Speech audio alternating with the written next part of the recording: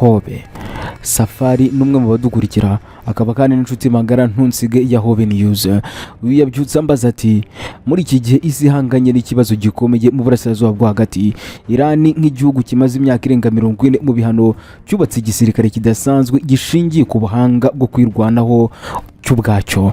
None se niba intambara iramutse ibaye kandi ikaba intambara yeruye itangiye uyu munsi hagati ya Tehran na Washington, nizihe ntwaro Iran yashingiraho yirwanaho yataka ibirindiro bya Amerika biri mu karere hirya no hino?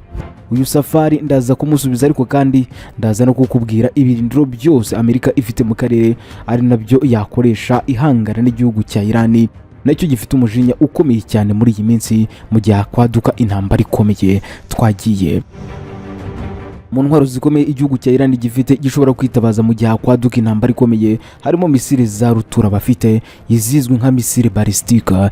Iran nakubwira ko ifite umurambararo munini w'ibisagara bya misile byishe munsi y'ubutaka, nibizwi nka missile cities. Misile yafata nimwe muri misile zizwi nka hypersonic zikomeye iki gihugu cya Iran gifite. Iran ivuga ko iyi ari misile igenda ku muvuduko ukubye inshuro 13 kugera kuri 15 uwijwi. Ikaba inasanzwe inaguye kwitahura kuko ishobora guhindura icyerekezo iri no mu kirere. Indi misile ikomeye Iran ishobora kwitabaza mu gihe cy'intambara ikomeye cyane ni misile yitwa Shahari 4. Iyi ikaba misile ishobora kugera mu ntera y'ibirometero 2000 itwaye ibiro birenga 1500 by'ibisasu. Iyi ikaba misile ishobora kuraswa mu minota 12 yonyine. Hari indi misile ikomeye cyane Iran ifite mu bubiko bwayo ni misile yitwa Shahab 3 ndetse n'iyitwa Sejiri. Izi ni misile zikomeye cyane zanakoreshwa mu kurasa ku birindiro by'abanyamerika biri mu karere hirya no hino, cyane cyane nk'ibiri muri Qatar ndetse na Bahrain, utibagiwe n'ibiri muri Iraq. Iki gihugu cya Iran mu ntambara cyaba cyiteguye cyane na cyane ko gifite imbaraga zikomeye iyo bigeze mu kirere, cyane cyane kubijyanye n'amajone. Iran kuri ubu ngubu ifatwa n'isi yose nk'uruganda rw'isi mu gukora za drone zihendutse ariko kandi zikora akazi mu buryo bwiza cyane. Muri izo drone Iran ifite rero harimo drone za Shahed 136 cyangwa se drone za kamikaze. Izi ntabwo ari drone zikora ubutasi gusa, ahubwo ni na drone ziraswa nk'ibisasu biturika bikarasa intego kandi mu kanya nk'ako guhumbya. Iran kandi inafite ibyitwa Mohejiran Alashi, aya akaba ari amadrone yegenewe n'ubundi gukora ubutasi bwo mu ntera ndende yewe no kugaba ibitero by'urufaya swarm attacks. Ibi ni ibitero bigamije n'ubundi kunaniza uburyo bwo kwirwanaho bw'umwanzi, aho bazire kurira icyarimwe ubundi zikajagaraza umwanzi mu buryo bwihuta cyane agacika intege. Iran rero ni igihugu nacyo gifite n'izindi mbaraga cyane cyane zijyana no mu mazi, ibizwi nka asymmetric warfare cyangwa se intambara idasanzwe. Iyi niyo baba biteguye iminsi yose. Iran rero ntabwo ifite amato manini nka Leta Zunze Ubumwe za Amerika birumvikana, ariko kandi inafite amagiri yo kuba yafunga inzira z'amavuta. Ikindi ni ugukoresha amato akomeye, amato mato cyane by'umwihariko agendera ku muvuduko ukaze cyane kuko barayafite. Amwe rero akaba ashobora gukora akazi kayo nta muntu uyayoboye atarimo umuyobozi wayo. Aya mato rero uko ari menshi ashobora kugaba igitero kimwe ku bwato bunini cyane bw'abanyamerika bakaba banabushwanyaguza. Iki gihugu cya Iran rero gifite izindi mbaraga zikomeye cyane cyane zishingira ku mato agendera munsi y'amazi cyangwa se Guard class submarine. N'amato munsi y'inyanja, n'amato ariko mato cyane ashobora kwihisha mu mazi magufi y'inyanja Perse cyangwa sanga mu kigobe cya Perse, akabaga bitero bikomeye cyane kandi bitunguranye ku banyamerika ntibamenye uko bigenze. Ikindi gice abanya-Iran bakungayeho ndetse banafiteho imbaraga zikomeye cyane n'ubwirinzi bwabo bwo mu kirere n'ibizwi nka cyber warfare, aho bashobora guhangana n'ibitero by'ikoranabuhanga ariko kandi bakagira n'ubwirinzi bukomeye burinda ikirere cyabo. Bafite ibyitwa Bavari 373. Ubu rero nibwo buryo bwa Iran bugezweho bwo kurasa indege n'ibindi byose bishobora kuvogera ikirere cyabo. Bikavuga ko rero ubu buryo bushobora guhangana n'indege za Amerika zigezweho izizwi nka safe fighters.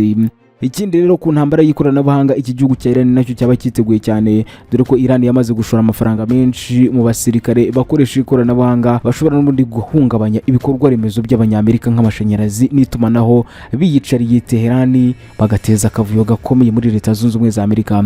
Nubwo rero Amerika ifite igisirikare gikomeye mu isi n'ingingo y'imari ikubye Iran inshuro zirenga 60, Iran nayo yubatse uburyo bwayo butuma intambara yose yaba ihenze ku muntu wese wayishoza kuri iki gihugu cya Irani. Ese diplomasi niyizaba umuti cyangwa izi ntwaro nizo zizavuga bwa nyuma?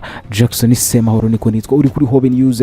Ibyo reka tubihanga amaso, hanyuma reka nkujyane mu birindiro byose Leta Zunze Ubumwe za Amerika zifite anga mu burasirazuba bwo hagati. Bikaba ibirindiro birimo ibikoresho byose bishoboka bya gisirikare bishobora gutuma bagaba igitero gikomeye kuri Irani igihe cyose nabo babishakira. Ese ibyo birindiro biri hehe kandi bifite izihe mbaraga zikomeye? Niriye jambo bifite ryo kuvuga kuri uyu mwuka mu ukomeje gututuba hagati ya Tehran ndetse na Washington? Kubera ko rero hari ibihuha byinshi kubijyanye nuko Amerika ishobora gutera Irani, ibirindiro by'ingabo za Amerika mu burasirazuba bwo hagati cyane cyane mu kigobe cya Persia cyangwa se the Persian Gulf byarushijeho kuvugwa cyane mu bitangazamakuru hirya no hino mu isi, ariko kandi uhereye mu karere biherereyemo mu burasirazuba bwo hagati, the Middle East. Ibi rero birajyana nuko Leta Zunze Ubumwe za Amerika zikomeje kurunda ingabo n'ibikoresho byinshi cyane hamwe n'ibikorwa by'ingabo bikomeje kwiyongera mu mazi ku gice cyegereye Irani. Leta Zunze Ubumwe za Amerika zimaze imyaka itari mike cyane rwose zifite ibirindiro byinshi bya gisirikare muri ako karere. Nkuko rero ibiro ntaramakuru bitandukanye bibivuga cyane, nk'ikinyamakuru Al Jazeera nacyo giherutse kubigarukaho, cyabitangaje ku itariki ya 25 ukwezi kwa mbere, kivuga ko ingabo z'Amerika zibarirwa hagati y'ibihumbi 40 n'ibihumbi 50 zishyirwa ku birindiro by'icyo gihugu ku buryo bwa burundu cyangwa se bw'agateganyo, nibura ahantu 19 mu bihugu birenga 12. Iri huriro rigizwe kandi n'ibirindiro 8 bihoraho yewe n'ibikoresho 11 bishobora n'ubundi gukoreshwa n'ingabo za Amerika. Ku itariki ya 26 z'ukwezi kwa mbere rero, urubuga rwa New Arab rutegwa inkunga n'igihugu cya Qatar rwatangaje ko Washington ikomeje kohereza ibikoresho bya gisirikare n'ingufu mu nkengero za Irani mu rwego rwo guhangana n'izamuka ry'ibitero by'amagambo hagati ya Irani na Leta Zunze Ubumwe za Amerika.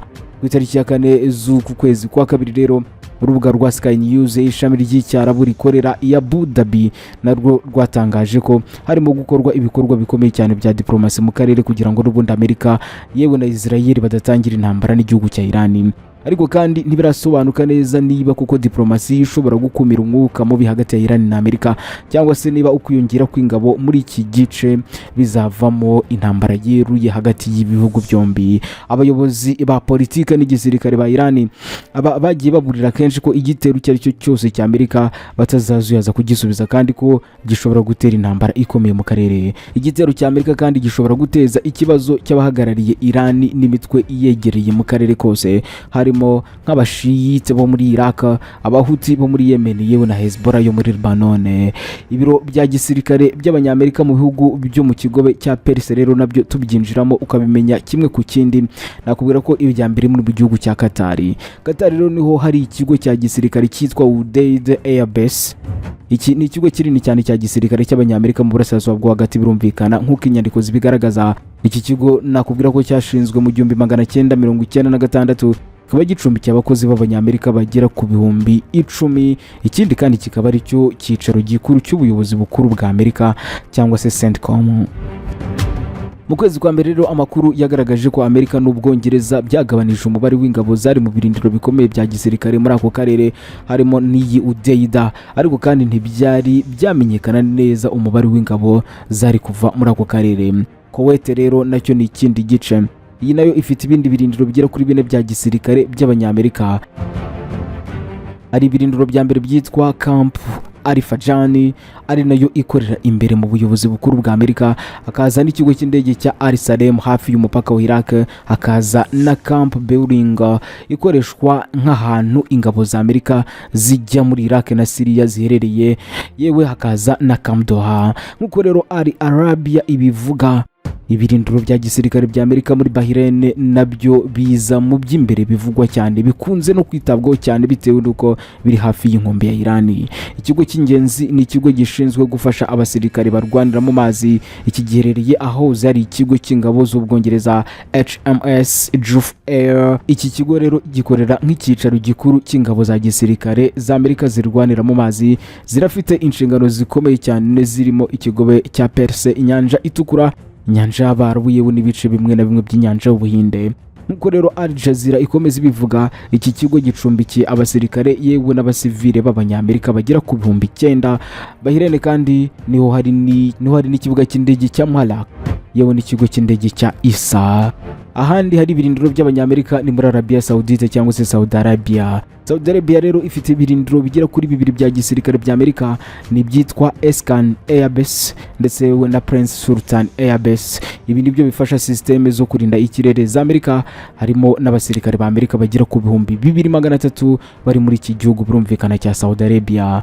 Muri United Arab Emirates cyangwa se za Mpugu Zunze Ubumwe z'Abarabu naho hari ikindi kigo cy'ingabo z'abanyamerika zirwanira mu kirere, ni ikigo cyitwa Dafla. Iki kibanda cyane cyane ku butasi. Ahandi hantu rero harimo ikigo cy'ingabo zirwanira mu mazi cya Fujairah, yewe n'icyambu cya Jebel ari cya Dubai, ari nacyo n'ubundi cyambu kinini cyane cy'ingabo zirwanira mu mazi cya Amerika mu burasirazuba bwo hagati. Nubwo rero kitari ikigo cyemewe cya gisirikare, igihora gicumbikira indege nini zitwara indege nto yewe n'andi mato y'abanyamerika. Muri Oman rero Leta Zunze Ubumwe za Amerika naho bahubatse ikindi cyicaro gikomeye gifite ibirindiro bihambaye, bifite ibikoresho yewe n'abasirikare batari bake. Oman rero nakubwira ko icumbiki ibirindiro bigera kuri 3 bya gisirikare by'abanyamerika. Muri ibyo harimo ikigo cy'ingabo mu kirwa cya Masla, ikigo cy'ingabo muri Sumaret ndetse n'icyambu cya Dukamo. Ingabo za Amerika rero ziri mu bindi bihugu bitandukanye hirya no hino ahangaha mu karere uretse ibyo bihugu nkubwiye, kuko Leta Zunze Ubumwe za Amerika zifite ingabo nke ariko zifite ingamba zikomeye cyane mu gihugu cya Iraq. Ibyo byo birazwi. Akarere ka Kurdistan ka Iraq gafite ubwigenge busesuye, akarere kanafite ikigo cy'indege cya Harir giherereye hafi y'umujyi wa Erbil, ukaba umurwa mukuru w'aka karere birumvikana. Ikindi kandi hafi y'ahantu hakoreshwa intwaro za kirimbuzi muri Irani. Ingabo z'abanyamerika nazo zari zimaze igihe kinini rwose ziri mu kigo cy'indege cya Ain al-Assad, ni mu burengerazuba bw'intara ya Anbar, ariko kandi mu kwezi kwa mbere hatangajwe ko izi ngabo zahavuye. Ingabo zombi rero zagabweho ibitero byinshi cyane mu bihe byashize, cyane n'imitwe y'abashia iri hafi ya Irani. Jordania rero naho hariyo ikindi kigo gifite imbaraga gikomeye cyane. Jordania nakubwira ko ifite igihugu cy'indege cya Mafak al-Sarti, ni mu karere ka Azarka, aho ishami rya 332 ry'ingabo zirwanira mu kirere za Amerika rikorera. Leta Zunze Ubumwe za Amerika rero zifite ibirindiro byinshi cyane bya gisirikare yewe n'ibyicaro bikuru hirya no hino, ariko kandi ahazwi handi ni mu gihugu cya Syria, ahariyo ibirindiro bya Al-Tanfa bishyigikira ibikorwa by'ishyirahamwe mpuzamahanga byo kurwanya icyitwa leta ya Kisilamu cyangwa se Islamic State. Ikigo cya Al-Alam Network cya Iran rero giherutse gutangaza ko muri Syria hariyo ibirindiro birenga 20 bya gisirikare by'abanyamerika. Turukiya rero nacyo ni ikindi gihugu Leta Zunze Ubumwe za Amerika zitatanzwe kubakayo ibirindiro byabo, kuko Turukiya ifite ibirindiro bigera kuri 2 bya gisirikare by'abanyamerika, birimo icyumba cy'indege cya Incirlik kiri mu ntara ya Adana ni mu majyepfo. Iki gikorerwamo na Turukiya yewe na Leta Zunze Ubumwe za Amerika. Iki kigo rero gicumbikiye intwaro za kirimbuzi z'abanyamerika kandi cyanakoreshejwe mu gushyigikira ihuriro mpuzamahanga rirwanya Islamic State muri Syria ndetse na Iraq. Abasirikare ba Amerika barenga 1400 nibo bari mu biro bya Incirlik ahangaha muri iki gihugu cya Syria. Nubwo rero nta kigo cya gisirikare cya Amerika kiri mu gihugu cya Lebanon cyangwa se Libani, urubuga rwa Kadanek rwegereye umutwe w'abashite rwabajije mu kwezi kwa mbere uyu mwaka ko ikigo cya Hamas cyahindutse urubuga rw'abanyamerika rwo gutegura igitero kuri Irani. Ubwo rero Amerika yoherezaga ingabo zayo mu burasirazuba bwo hagati byabaye mu 1950 mu gihe cy'ibibazo bya Lebanon byo mu 1950 mu gihe cy'ibibazo bya Lebanon byo mu 1958 ubwo ingabo z'intambara zoherezaga i Beirut, ubwo ingabo z'intambara zoherezwaga i Beirut nk'uko Al Jazeera nayo ibivuga. Icyo gihe rero ngo hari abasirikare b'abanyamerika bagera ku 15,000 bari hangaha muri iki gihugu cya Lebanon gituranye na Israel mu majyepfo. Djibouti rero niho hantu hari ikigo gikomeye cy'ingabo za Amerika mu ihembe rya Afurika. Amerika kandi nakubwira ko ifite abasirikare bake cyane mu bihugu bimwe na bimwe harimo Misile. Nk'uko rero urubuga rwa Al Jazeera rubivuga, nta byemeza ko hari ibintu bya gisirikare bya Amerika muri Israel. Icyakora cyo Washington yatangaje ko ifite ububiko bwihutirwa muri Israel aho intwaro n'ibikoresho bya gisirikare bibikwa. ubundi kuki ibihugu bimwe na bimwe byanze gukoresha ikirere cyabyo mu gutera Irani?